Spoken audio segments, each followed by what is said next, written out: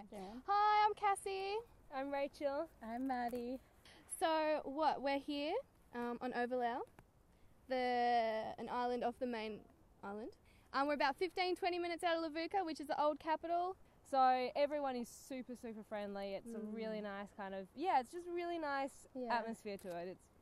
It's quite pretty. There's like the sea wall and the sea, so you always have views. I think pretty much everywhere in Overlau you can see the sea from, except for if you're like up in the mountains and stuff.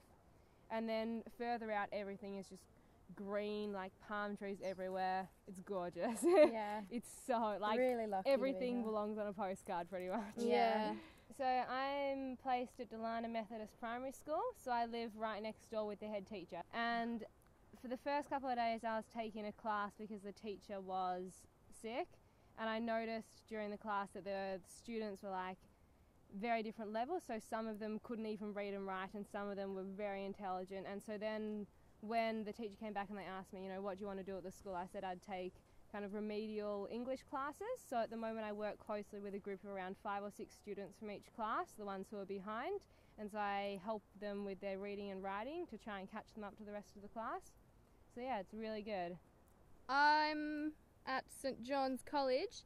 I don't actually live in a village. I live in a place called Thawathi, and it's like just like the school community. So all our teachers, students, we have boarders, everyone basically lives there. If you work or you go to the school, you live at the school.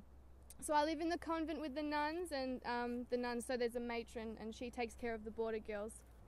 In school, I'm stationed in the library, so I accession books and things in my spare time. I have 2 maths classes, 3 English classes, and a music and an arts and craft. There's at least 30 in all of my classes, but it's amazing. It's just so good. The teaching, it's just, I don't know, you just get really close with the kids. I'd only been teaching them for, even just in the first few weeks, I just got to know them and I knew who worked best with who. But no, absolutely love it. I'm in Toki, which is a village maybe 10 minutes by carrier out of Levuka town. I'm on the school compound, which is like in the middle of the village, so there's village either side of me.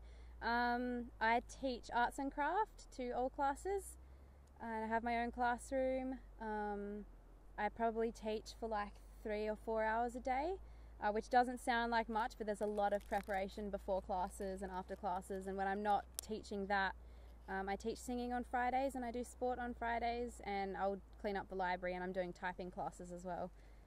But yeah, you got to find your own jobs to do, basically. When you get to your school, you've got to see what you think they need. If you think the library needs cleaning, then clean the library. Ask them if they think some students need help with English, and then help the students with English. You have to ask, because they're not going to ask you, basically.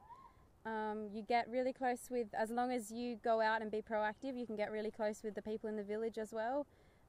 My village is like my second home. I'm happy to walk through, say hi to everyone, stop for tea, then walk a little further and stop for tea again. I have grog maybe 4 or 5 nights a week.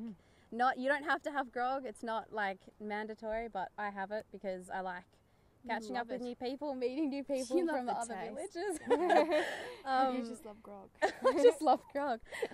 But yeah, you get to meet people from, like, I know heaps of people from Witakalu and Waitovu and Vuma, the villages either side of me, and yeah, so it's good. Yeah, I think when you get to your placement, I think beforehand, do some preparation when you're on orientation week.